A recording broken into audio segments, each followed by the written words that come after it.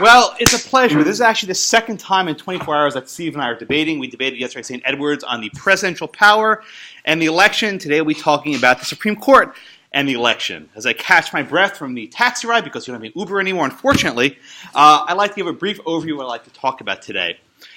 This election, which is only 20 days away, will largely decide the fate of the Supreme Court for many years. 19. Who's counting?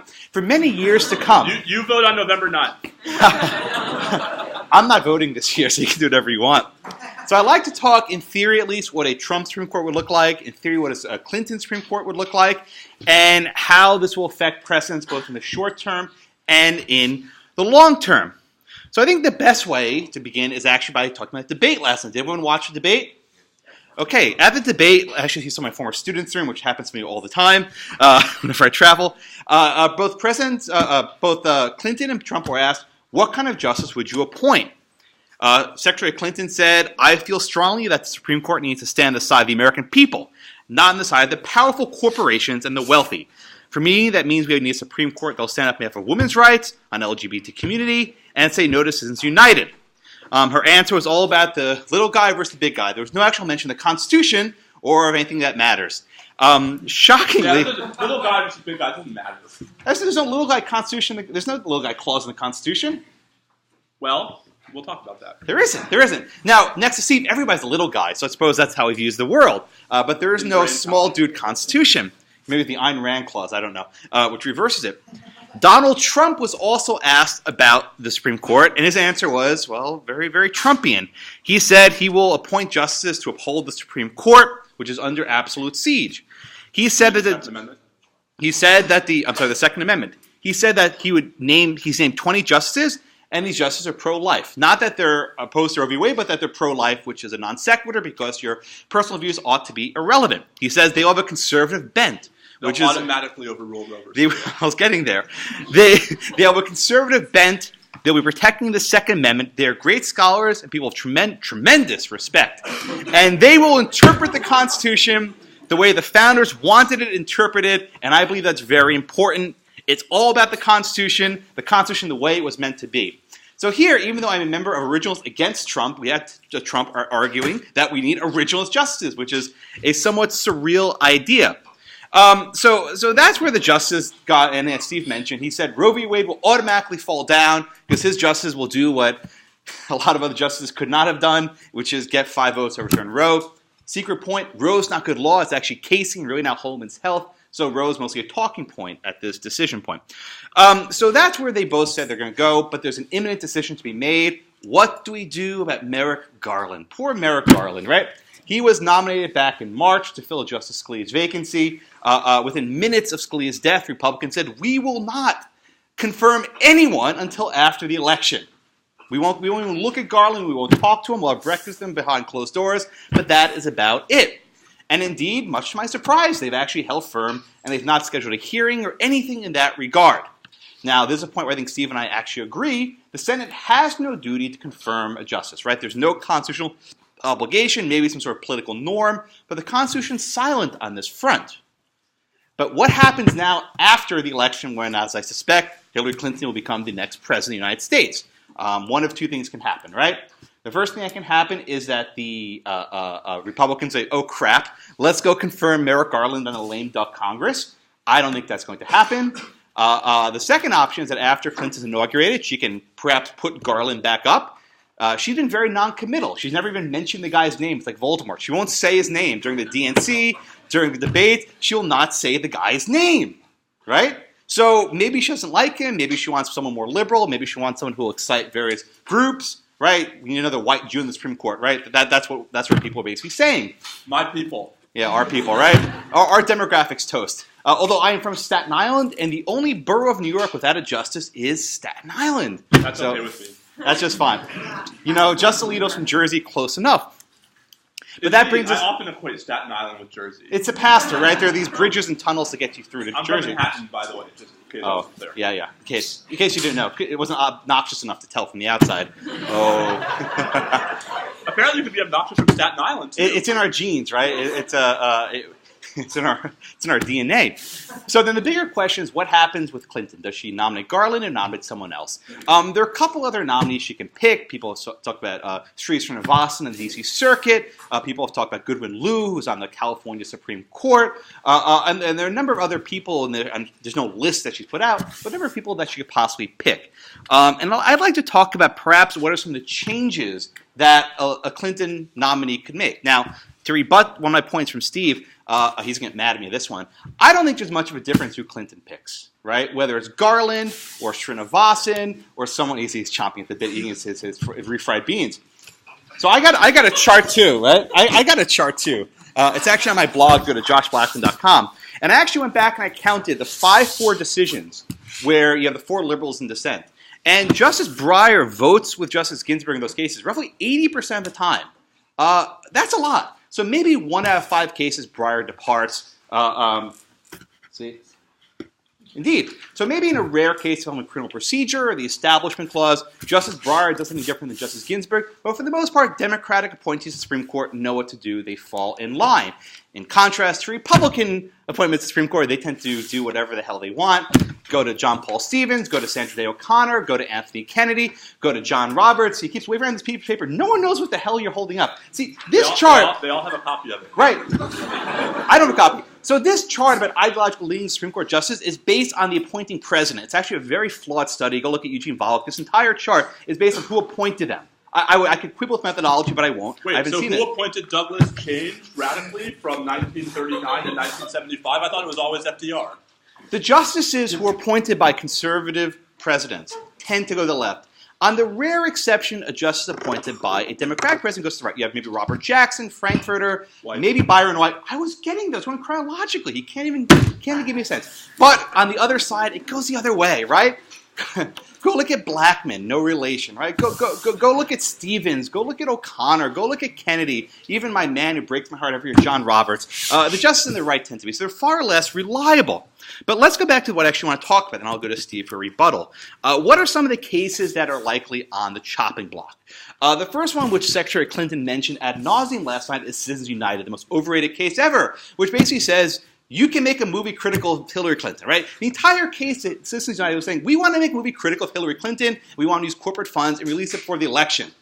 The first time this case was argued, the government got up there and said, you know what? We could even ban a book. If you wanted to make a book critical of Hillary Clinton, we could ban that. That did not go over well. It was argued again. Solicitor General Kagan said, we're not going to ban books. We'll just ban movies.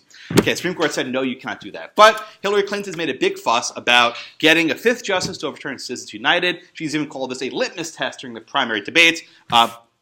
This moots the entire movement to try to get a constitutional amendment to overturn Citizens United. That was a waste of time, right? To get an amendment, you need 2/3 of Congress, 3/4 of the states, or you get a single justice who can be appointed with 51 senators once the nuclear option is triggered.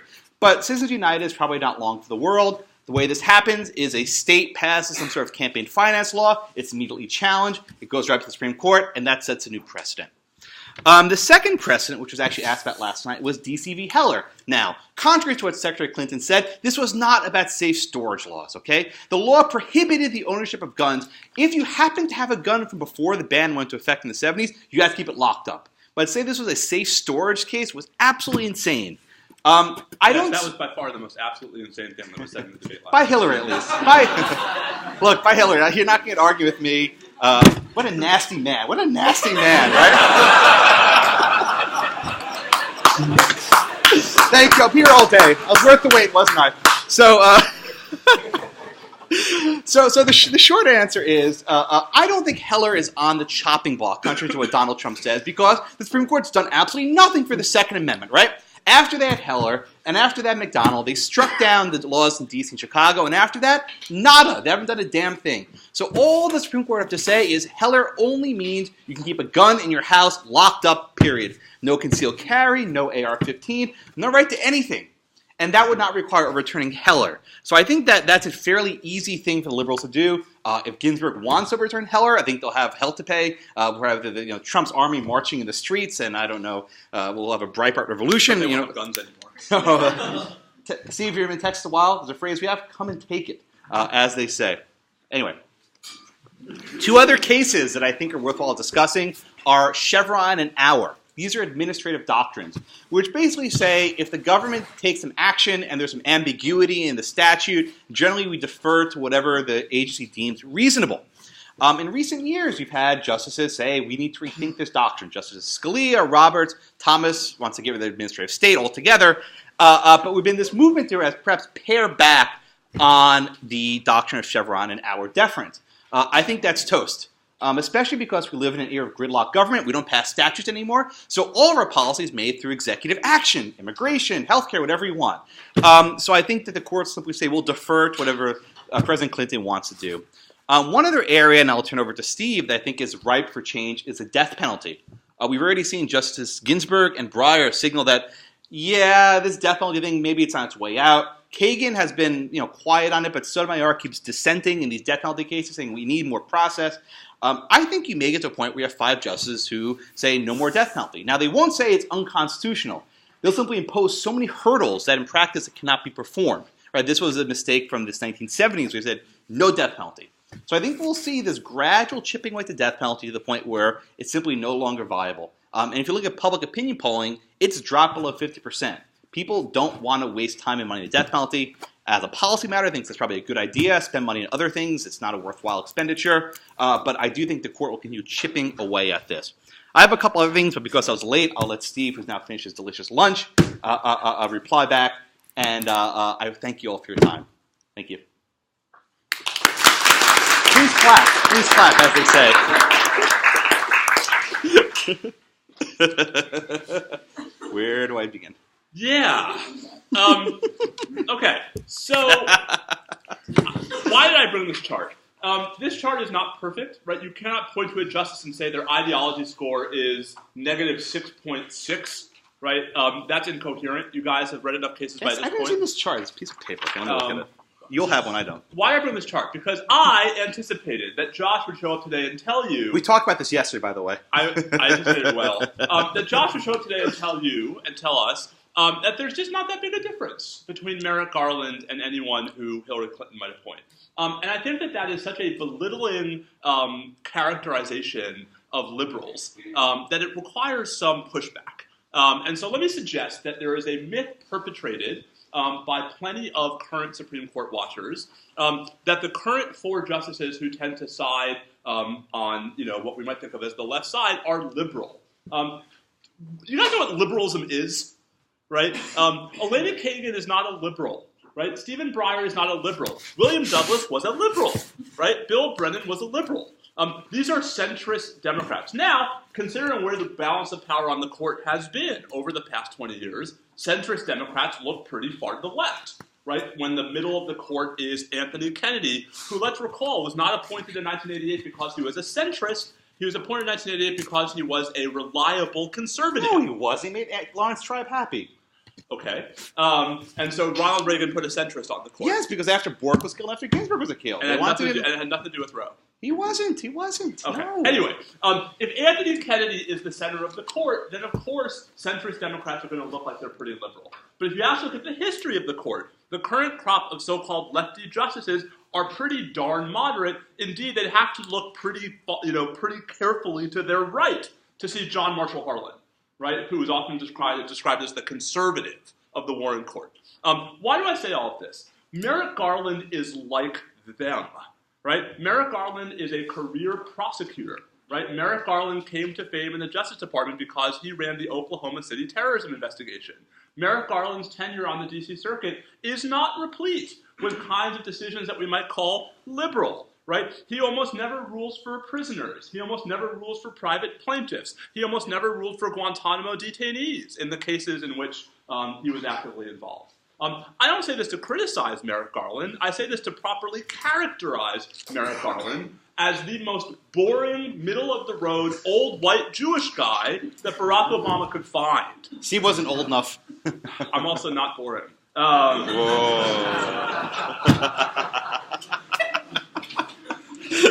That just came flying out.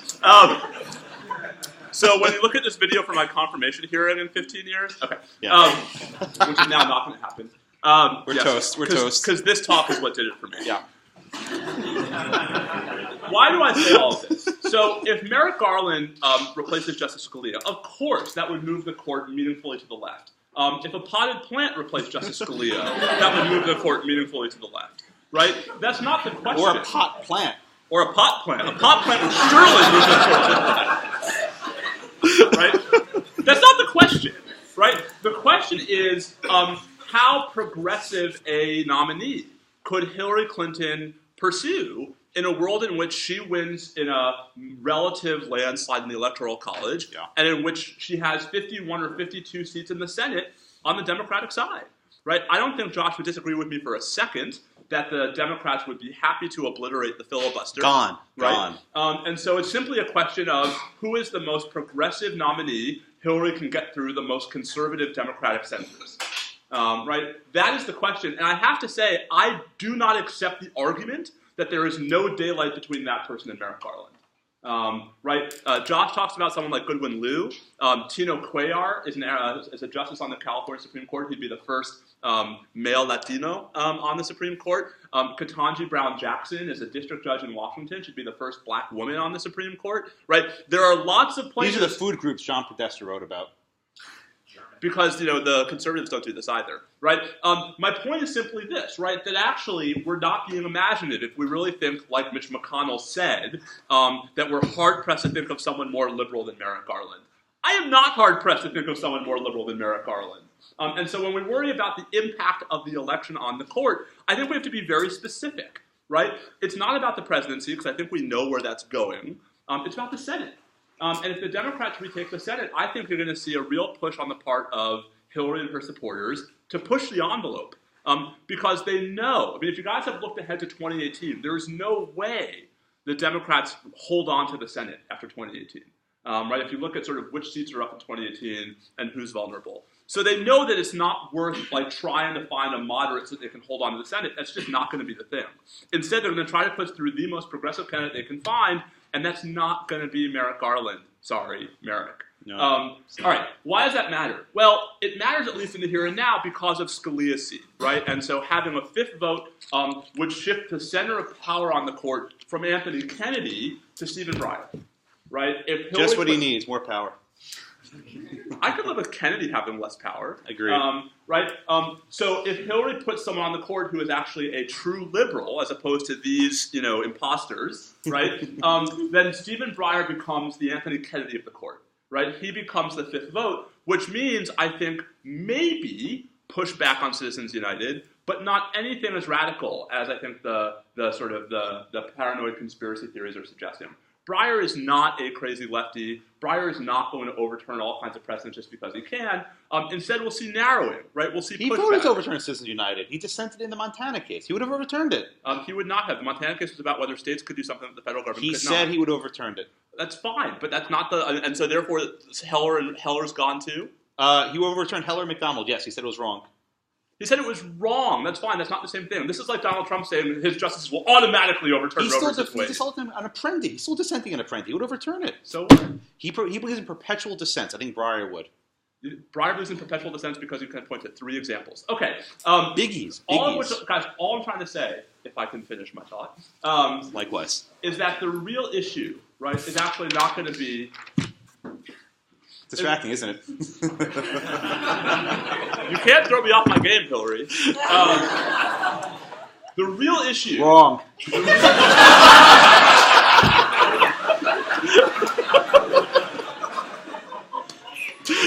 You're a nasty woman. You just said already. Come on. No, you said bad. I went further. All right. Oh, okay. Guys, here's the real issue. The real issue is not Scalia's seat. The real issue is Ginsburg's and Kennedy's. Right? Anthony Kennedy is 80 years old. Ruth Bader Ginsburg is 83. I think it's safe to say that Anthony Kennedy is not going to like his job so much when he's not in charge of every single case on every single issue. And I think Justice Ginsburg will be all too happy to step down if Hillary gets to replace her with the Democratic Senate. So the fight over the Supreme Court, and the reason why this election is so important, is actually much less about the Scalia seat and much more about the Ginsburg and Kennedy seats. If President Hillary Clinton can put someone, even Merrick Garland, in Scalia's seat, and can replace Justice Ginsburg with someone to her left, say Goodwin Liu, who, oh, by the way, clerked for Ginsburg, right? There'd be a nice little synergy and symmetry there. And if you can replace Kennedy with any card-carrying member of the Democratic Party. That would be the shift in the court, right? Not what happens with Justice Scalia's seat. So, why is this election so important? I don't think it's about the here and now. I think it's about the next two seats, and the assumption that those next two seats will be Ginsburg's and Kennedy's. Okay, I'll provide a brief rebuttal. What happens if Republicans keep the Senate? So over the last 2 years, I've been doing this talk over and over again. I've described something called the Clint Eastwood effect. That is an empty chair. I think there's a distinct possibility that if there is a Republican Senate, they vote Merrick Garland down and say, well, wait 2 years or 4 years. And they make them in the last 9 months saying the next president gets to pick the successor to Justice Scalia. Pick him, yes, she picked him, and they vote him down. Yeah, that's what they meant. I don't think there's any cost to the Republicans because, as Donald Trump said last night, the Supreme Court, what it's all about. I think it would actually galvanize Republican base to leave the seat empty. I've been saying this for 2 years. I actually thought it would have been Ginsburg who left first, and Republicans block an appointment for her, or the Democrats block, whatever it was. I've been talking about this for years. So there's a distinct possibility of an 8-justice court for some time. In fact, I'm actually toying with a proposal that I'll be writing about soon. Steve will say he's insane after he checks his Snapchats. He's not on Snapchat, I promise. I'm swiping left on you, okay? He's giving bad feedback, giving me 2 stars. So there are stars. I think there's actually Lateness, 1 star. Oh, it's funny. As actually, so as a side note on occupational licensing, Aaron and I were in a taxi on our way here. And Aaron was trying to give the guy directions. The guy says, I've been driving for 30 years. I know better. Of course, takes the slowest route and gets stuck in all this traffic. But so you're saying old justices should be replaced? Yes, indeed. But with the right justice on the right. But in the event that we actually have a situation where Republicans block a seat altogether, I think the process has to become more collaborative. And what we'll be writing about is the Constitution says advice and consent. And all they do now is consent. They don't give any advice. I think there's actually a meaningful opportunity to actually give advice through a vote of perhaps who should be nominated. The president's under no obligation to pick that person, Josh, but give some advice. What percentage of nominees have been rejected historically? A couple, handful. A handful. Try 30%. What's your point? That's not advice? No, that's the consent. They're withholding their consent. So we actually go back to the Massachusetts Constitution of 1780, drafted by John Adams. The phrase advice and consent was from there. That's actually we got it from our Constitution.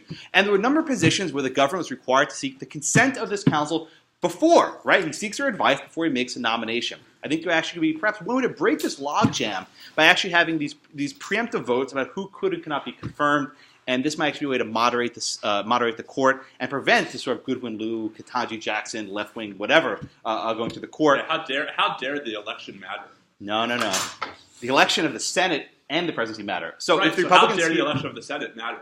If it does, and they block the nominee and they say no, that we're not going to go along with it. Yeah, but anyway, good luck with that. So I'm going to stop here and let's get some questions, and I don't know, maybe Steve and I will argue some more and bicker. Okay, first question in the back. Yes, sir. You said that you think having the open seat, the Clintons would affect that to galvanize the Republican base. The question I have for you is that's basically the only policy leg that Donald Trump has to stand on right now, and it's not galvanizing it for him. In fact, the base is falling apart. So what makes you think that'll work later on? Oh, no, this isn't for Trump. This is for Republicans to get to the next Senate. I know. That's what I'm asking. It's not working for Trump now. Why would it work later? I think Donald Trump's failing has a little to do with the Supreme Court. In fact, that's the only thing keeping a lot of people for him. But not enough. Is it there'll be a lot of recriminations on November 9th when I go to vote. But I think Republicans could actually meaningfully say, look, if you're in a coal state or if you're pro-life, you simply just vote Garland down. The 60 vote threshold is still in effect. I don't think he gets a 60, and that's it. And then you say come back in a couple of years and do it again. Color me as an optimist, but I wonder if all the Republicans who are up for re-election in 2018 and all the Democrats who are up for re-election in 2018 in the Senate would actually be able to run on a platform that you should vote for me because I've done nothing for 3 years, while the most important institution in our country has languished. That strikes me as a dangerous platform to run on, and perhaps the only way that the Republicans don't either hold on to or take back the Senate in 2018. But go for it. People don't care about the Supreme Court, though, for the most part. It's a very low-ranking issue. Even this year, where it should be a huge issue, it doesn't rank in the top of things people care. People care about economy, they care about jobs, national security. What's the reason why people are voting for Trump that you just said 30 seconds ago? Very few Republicans, that's the reason, right? I'm sorry, 35%? Was that the number? I didn't give a number. I'm asking just how many... I don't know. I haven't polled. I'm not so people don't care, but it's the only reason why, respected by self-respect, people are voting for Trump. That's not the real reason they're voting for Trump. It's a convenient cover. I do think, though, if you look at surveys, If you look What's the real reason they're voting for Trump, Josh? to make America great again. If you look at surveys, and you say what are the top issues people are thinking about, the courts always rank towards the bottom. Economy, jobs, national security, that's usually at the top. So I think that'll be the factor, but we'll see. Clint Eastwood maybe will get a second coming. Okay, question? Does that apply to people who voted midterms? That's a special slice of the electorate. That's a good point. So the electorate may actually care more about the Supreme Court than the general elections. That actually could be a bigger galvanizing force to reward Republicans who perhaps were stalwarts against it. It's almost like the more primary type voters, not quite as much, but it'll be a little more at the Or if a hypothetical president who's swept into office with a 375 electoral vote mandate makes the entire midterm a referendum on the Republicans' refusal to do anything in the Senate, that could be interesting too. Yeah, at this point, it doesn't look too good for the GOP, but we'll. I think their mantra is let's deal with today and worry about tomorrow later. They're not looking too far ahead. How are they doing with today? Not too good. I think Ryan's Priebus is putting some Baileys in his Cocoa Puffs at this point. All right, questions? No. Yeah. I've been a little bit surprised by the extent to which this talk has approximated like a CNN punditry panel and not like an exchange between law professors. Oh. Because what has concerned me about the obstruction of Judge Garland is the shredding of the long-standing norm that if a president puts up a nominee broadly within the American political and legal mainstream, that person gets on. That's the norm that allowed Ginsburg on, Alito, Kennedy. It's the norm that perhaps excluded Bork. But the shredding of that norm has concerned me a great deal as a law student and future lawyer. And so we have two con law professors. I would be curious for you to put those hats on and talk about the sort of well-being of the American political system from a rule of law perspective. I'd be happy to. When we see this sort of development. I'd be happy to. And I don't have a hat, but I'll do my best to try. So the first answer is, it's very rare that justices step down in election years. Very rare. They occasionally die in election years, but they don't step down in election years for this exact reason. Since Benjamin Cardozo, who was appointed by President Harding in 1920, whatever, I'm drawing a blank on the year, we've had I think we only had a handful of judges who actually had a vacancy arise in an election year. Okay? That is not a sample space to build a long-standing tradition. When justices have stepped down in non-election years, for the most part, they've gotten hearings. But as Vice President or then Senator Biden said in 1991 and 1992, when you have a confirmation process during an election season, it becomes highly, highly toxic. And it's actually to the detriment of the candidate to hold this. This is a view held by many presidents and many senators. People are saying. People are saying it's true. So I reject the proposition, if I can use my common professor speak, I reject the proposition that there is any sort of long-standing tradition of confirming a nominee who the vacancy arose in the election year. Even William Brennan, who got appointed when it was at Sherman Minton, I think had some health problems in 56. There was a recess appointment made because Eisenhower didn't want to have a confirmation hearing in the election season. And then Brennan was confirmed subsequently. So I don't think it's insane not to have a confirmation hearing at this moment. And I don't think there's any sort of long-standing tradition to that point. But the general norm, and I'll respond to your question more broadly, since the Bork nomination, this entire process has become quite dysfunctional. And it's been this sort of tit-for-tat, mutually assured destruction, where one side and the other side, they're both at fault, keep making this worse. And the last blow was the confirmation process and the nuclear option. What's the nuclear option? You no longer need a filibuster to confirm circuit judges. Now, traditionally the thinking was, in the last half century, if you're giving someone lifetime tenure, they should get some buy-in from both parties, right? You should get 60 votes to get buy-in. Due to Republican opposition to a number of judges, particularly in the D.C. Circuit, Senator Reid from Nevada said, we're not going to use this anymore, right? We're going to get a 50-vote threshold. That was a significant blow to a long-standing norm and institution. 10 years earlier, during the Bush administration, the same senators who used the nuclear option were filibustering President Bush's judges. You had Miguel Estrada, Peter Keisel, and others who were qualified in the mainstream, and they were never given a hearing. Miguel Estrada is not in the mainstream. He was a well-respected judge. See, they didn't want to put a Guatemalan on the D.C. Circuit because then he became a Supreme Court justice later. That was their thinking. Oh, yeah, you're It was calling him transparent. racist now. Oh, yes. No. I do think there was an element of that. They did not want him on the court. Peter Keisler also. So, look, you have this situation where each party keeps doing stuff to the nomination process. Why? Because courts are so darn important. They decide the most fundamental issues affecting us every day. Gay marriage, abortion, whatever you want, right? They are at the center of it. So it's unsurprising that these people have this unwielding power that can trump any legislature become the focus of this political partisanship. Perhaps the answer is the Supreme Court needs to be less powerful, and then people wouldn't care about it as much. But so long as they have this enormous, ginormous power, long-standing norms are irrelevant. And I don't see this process fixing so long as the court exercises the power in the manner in which they do. Steve's been writing stuff down, so now I'm worried. It's your turn. I'm just starting with the whole long-standing norms are irrelevant quote. That's a horrible theory of constitutional interpretation. So, I mean, let me answer your question as con law-y and doctrinally as I can, right? Which is to say, first, I agree that there is a norm that candidates who are in the mainstream. For the Supreme Court, that was the question, not lower courts. What's the difference? They're all judges. Can I talk now? You interrupt me all the time. And I didn't interrupt you when you were in your spiel just now. Okay, go ahead. Right? There is a long-standing norm that centers get at least a vote, right? There hasn't been a vote on Merrick Garland. He hasn't gotten any action. You can talk all you want about norms. We've now set a record for the longest period of time in which any nomination for a particular seat on the Supreme Court has ever been sitting, right? The record was Louis Brandeis at 125 days. We're now up to, 2-something and going. So I completely agree that there is a norm.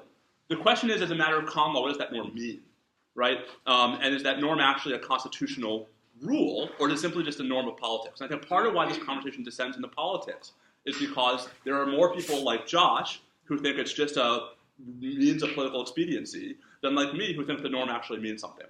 How do we see this more broadly? So Josh said at the top of his remarks that he and I agree that the Senate does not have a constitutional obligation to confirm nominees. I think that's true. That doesn't mean that the Senate doesn't have an institutional norm demanding that they vote up or down at least on most of the president's nominees, right? And part of the problem is that this is not just about the court. Josh says the court's the most important thing. Congress has stopped governing, period, right? I mean, this Congress is going to go out with the fewest laws passed in the history of any Congress in the United States, right? Probably about 1/4 of the total that were passed by the Congress Harry Truman famously derided as the do-nothing Congress, right? This is the do 1/4 of nothing Congress. As a matter of constitutional law, that strikes me as horrifying, right? But as a matter of constitutional remedies, I don't know what the answer is because we don't have a robust theory, right, of how the American people can push back other than at the ballot boxes. And so the reason why this conversation collides with politics, and the reason why it ends up, I think, sounding like CNN punditry. He's actually a CNN consultant, by the way, so it's on point. Okay, right, is because, unfortunately, we're left to politics to resolve these fights, right? And I think that's an unfortunate feature of our current constitutional system. More to the point, right, why do I not trust politics to resolve this fight? Because we don't actually live in a representative system, right? The United States Congress is not representative. Right, of the 435 House seats that are up on November 8th, maybe 40 of them are remotely competitive. Do you guys really think 10% of this country is evenly divided? No, right? So that's problem number one, right? Where does that come from? Gerrymandering. Problem number two, the Senate. Josh talks about the filibuster, and ooh, boo, shame on the Democrats for getting rid of the filibuster. The filibuster is the most preposterously anti-democratic thing in our entire constitutional system. Right? With the filibuster, 41 senators can stop anything from happening, not just judicial nominations, but legislation. The 41 senators from the 21 smallest states represent about 14% of the population. Right? So 14% of the population can stop anything in this country from happening. That's a problem. That's a constitutional problem. There is not an obvious constitutional remedy other than getting rid of the filibuster, which, oh, by the way, the Democrats did, and I applaud them for. Right? So if we're going to have a serious conversation about the constitutional law, I think we have to be candid and say the real problem, guys, is that there aren't constitutional remedies for violations of these deeply entrenched norms. The remedy is to vote.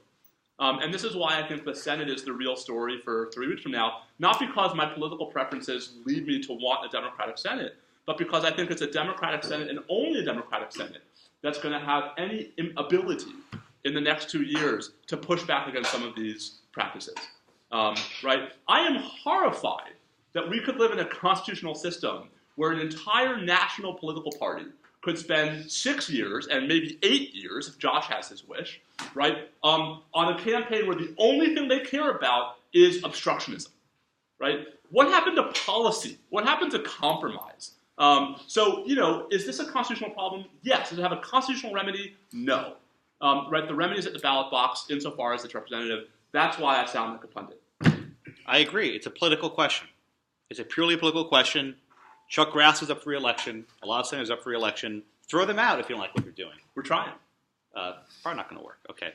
Probably not going to work? I'm sorry. Where's 538 on the Senate today? 76%? Not Grassley, I mean. Grassley would probably keep his seat, but yeah. Yeah, but Grassley as the ranking member of the Senate Judiciary Committee versus Grassley as the chair. I mean, how about Bernie Sanders as chair of the Senate Finance Committee? Horrifying thought. Aaron. Yeah, my question, Blackman, you touched on it, but the question is for both of y'all. And it's not directly related to the topic, but because the issue is discussed so much in presidential debates, is the question of Citizens United. Mm-hmm. My perception is that Citizens United has become sort of the boogeyman of the left. It's constantly referenced. Hillary Clinton hit on it at least a half a dozen times last night. So my question is Citizens United what Hillary and the left, for the most part, say it is? Or is it sort of more of a cheap shot and easy figure to point at that sort of exploits the large-scale ignorance of the decision? I'll let Steve go first. So I think the answer is somewhere in between, if you'll forgive me for trying to sort of say maybe. So Citizens United by itself is not the be-all, end-all, right? I mean, all it is a First Amendment rule about the government's ability to impose limits on, right, speech and elections. It's limited to corporations. Right? To understand why Citizens United is such a big deal, you actually also have to understand this subsequent en banc D.C. Circuit case called Speech Now, which actually extends the Citizens United reasoning to private individuals, even though I think you could make arguments that there's a difference between the government going after corporate speech in that context versus private individual speech. The real issue, Citizens United is a symbol, right, for the larger concern that there's too much money in politics. And, whatever you think of the reasoning and the First Amendment analysis in the decision of Citizens United, I do think that Hillary is striking a chord among at least a large swath of the Democratic base when she says there's too much money in politics. Now, let's be clear. She benefits, right, remarkably from how much too much money there is in politics. Right? She uses, this is like Trump's answer, like, yeah, I paid no taxes. That's the way the system works, right? And I think it's fair to call her out on that. But I actually agree that there's too much money in politics. And per my last point, I think one of the problems with money is that it distorts representativeness, right? And that it actually means that our elected officials tend to be much more accountable to their larger donors than to poor law professors like me, right? That bothers me. Now, is that a constitutional problem? That's where we get into the nasty First Amendment question. But I think it's wrong to suggest that this is just a boogeyman. Right? I think Citizens United may be sort of misappropriated as the symbol of all that is wrong with money in politics, but money in politics is, I think, a very real issue, and one that I think is, something reasonable people can and should disagree about. Misappropriated. I agree with Steve. The case itself, you may say this in common law or not, but it involved the group Citizens United that wanted to make a movie critical of Hillary Clinton and put it on what's called on-demand cable right before the election. And the FEC said you can't do that because it's paid for with corporate funds. And the Supreme Court said you can't do this. But they went further and they invalidated some stuff, and there's other decision speech now. Some stuff. They overruled some prior decisions. It was McConnell, yeah. So, look, the short answer is it doesn't mean what Olbermann and Bernie Sanders and people say. It's not about unlimited money in politics. But I think it created another channel to get money into politics. I describe politics and money as like a moth to the flame. Whatever channels exist, people will find ways of funneling money there. So if you call it a PAC or super duper PAC, I don't think it really matters what you call it. People will find ways of funding elections, expenditures, independent, this or that. I really think it makes no difference. So good luck trying to regulate it, but people will find a way. If the most important rent you can seek is elected office, people will find a way to seek that rent. So we should give up. Yeah. That's a big con law theory. Yeah. Hey, what's up? I'm curious about the consensus that Judge Garland, because he hasn't been especially liberal on the D.C. Circuit, why that's necessarily conclusionary to say that he won't be a liberal on the Supreme Court. The chart is full of justices who go That way. down once they get on. True. And maybe I'm sort of conspiracy minded. That might not be the right word, but I have a feeling that maybe he's more liberal than he is, and that's probably a reason why the president chose him. Is he in the closet, or what are you getting at? Well, just that I'm confused about why there seems to be a consensus that just because he's liberal on the D.C. Circuit, where he's bound by Supreme Court decisions, why that would mean he would be. Steve can handle that question. So, I mean, let's be clear. He's bound by Supreme Court decisions, but most of what the D.C. Circuit does is actually not covered by Supreme Court case law, right? I mean, a large chunk of the D.C. Circuit's docket is hyper-specific administrative law questions or executive power questions that the Supreme Court stays out of, partially because the D.C. Circuit has all kinds of exclusive jurisdictions, so you'll get circuit splits. Listen, is it possible that you can have a stealth nominee? Absolutely, right? The reason why I'm skeptical in the case of Judge Garland is twofold, okay? First, he's been on the D.C. Circuit for 17 years, right? This is not Justice Souter, who was on the First Circuit for a day and a half before he was kicked up to the Supreme Court, right? 17 years is a long time to hide what you think, because... Tenure professors do it all the time. 17 years? Yeah. Maybe at your school. Wherever right? it is. 17 years is a long time to hide what you think, and more to the point, right, there have been so many opportunities where he hasn't been bound by precedent, where he could have actually staked out a position. Did he that was dissent more on a liberal. Second Amendment case? On Dissented from a procedural denial, grounds. so okay. And he said it was an important issue that the court should hear en banc. What does that prove? The Guantanamo cases, right, which I know pretty well, there were about 37 opportunities where Judge Garland could have done anything to suggest that he was remotely sympathetic to the plight of non-citizens detained as enemy combatants. Right, a pretty big issue for liberals. And the only one time he ruled in favor of the detainees was when the government conceded that their argument was, crap. If there's no record, right, if you have a nominee who has literally done and said nothing in their career, I think the stealth nominee concern is a fair one.